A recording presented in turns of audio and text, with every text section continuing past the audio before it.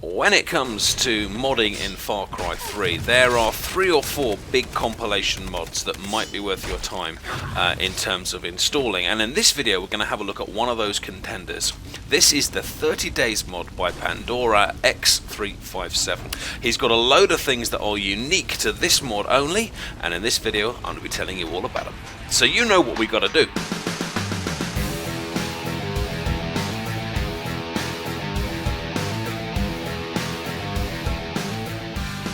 Greetings and welcome to Far Cry Moddit episode 4, and like I said in the introduction, today we're going to have a quick look at the mod 30 Days, which is by a guy called Pandora X.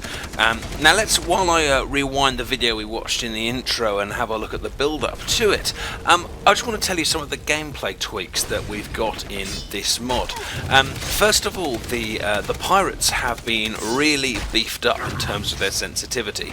They will hear you a lot easier, they will see you a lot easier, they will spot you from further away, which means that sneaking has become a lot more difficult in this mod.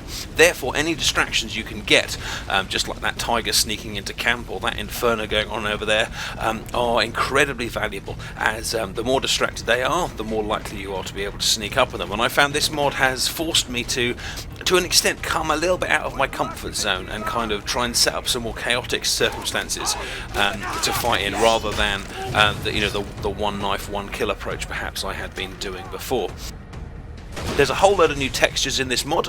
Firstly, the new blood texture that you can now see around the screen is new and legitimately disturbing as you approach death. The pirates, which I've been killing, you'll see are not in their traditional red, but are far more cool looking and sneaky green. You'll also see that, similar to the other compilation mods we've seen, the compass has been revamped, and you can no longer tag enemies and see them through walls. You've got to kind of keep tabs on them visually and using your headphones. You can't just kind of look on the map to see exactly where they are, which is a very, very welcome change. But here's something that wasn't in Ziggy's mod. This is known on the mod forums as the Welcome to Neverland 2 mod. Now what this means is when you take over a camp, you can choose if you actually want to take over that camp. Now what this means in practice is, when you're playing vanilla Fallout, towards the end of the game, the whole world becomes very, very safe. You take out the camp becomes safe, and the whole area around the camp becomes safe. But with this mod, you can choose to leave the camp dangerous. Now this means that you can still pick up all the missions here. So there's an assassin mission and a hunting wild animals mission I can pick up in a minute from the bulletin board, but it also means that whenever I revisit this area, it will still be dangerous, which you could argue keeps the game a lot more interesting for a longer period of time, especially while you're travelling around. You're no longer going to have long periods of just being able to drive from place to place in absolute safety. So this is a nice little tweak and distinct difference between the two mods that we have looked at.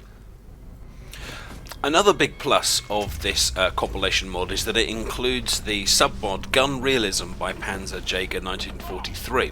Now this basically is an overhaul for the way your guns handle, both in terms of its accuracy, its recoil, the way the guns kind of kick up, the magazine capacities, all that kind of stuff, and it really does make the guns do feel a lot more realistic than they did in vanilla, which is a really nice addition and a plus for this particular mod. Another inclusion here is something called Enhanced Holster, which basically means that any situation in which you put your gun away, so that could be using a car, that could be looting an enemy, or as you'll see in a second, sneaking up on an enemy and looting them. Any of those circumstances where you put your gun away, you have to then manually get your gun back out.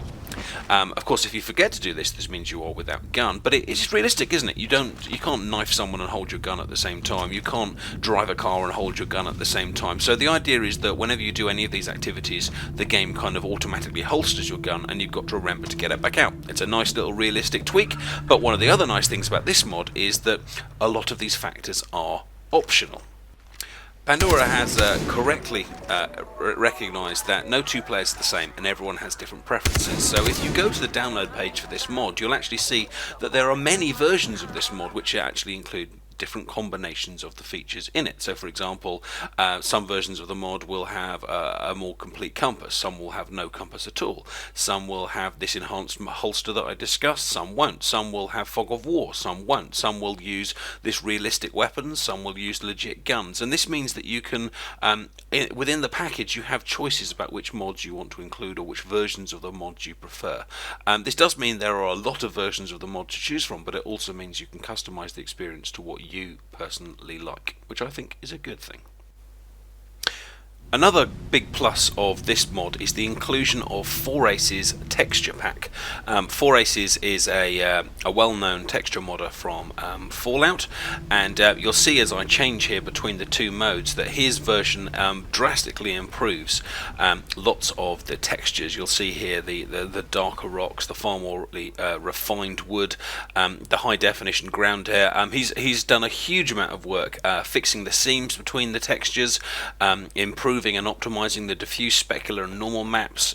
He's included more than 200 of his own textures. I mean, just look at that floor there, and he's modified and combined over 400 of the existing textures with some of his own as well. Now, the slight cost of this is if you want to run this texture pack, then you have to run it in DX9 mode instead of DX11.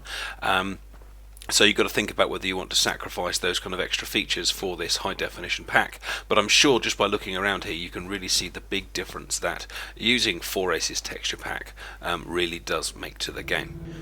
And because we're already running in DX9 mode, why not tag on Sweet FX as well? In fact, Pandora X357 has actually included his own Sweet FX preset. So while I'm going around inside here, we've got all of the advantages of those lovely, beautiful high-definition textures combined with the lighting effects and sharpness from Sweet FX. Very nice indeed. I don't know how well you're going to be able to see this on the clip. This clip is actually running without the 30 days mod, but I find when I'm kind of walking around, especially viewing long distances, you kind of get a bit of a pop-in of the textures, maybe a slight blur on occasion, maybe even a slight checkered effect. And this is when the texture is changing from its low definition distance version to its higher definition close-up version. Now, 4Ace's texture work here works brilliantly in reducing that effect substantially and actually improving the frame rate at the same time. So this is a better looking, better performance version of Far Cry 3. At the moment, the texture pack is only available in the beta version of the 30 days mod, but I've been using it for my playthrough and it seems pretty stable. If you're not sure how to install this pack, then do check out Modit Part 3, where I go through the installation of a whole bunch of mods. Do subscribe to the channel if you enjoyed the video, and you can follow me on Twitter to keep up to date with all the latest releases from the Adipose. Take care, and I'll see you soon. Bye-bye.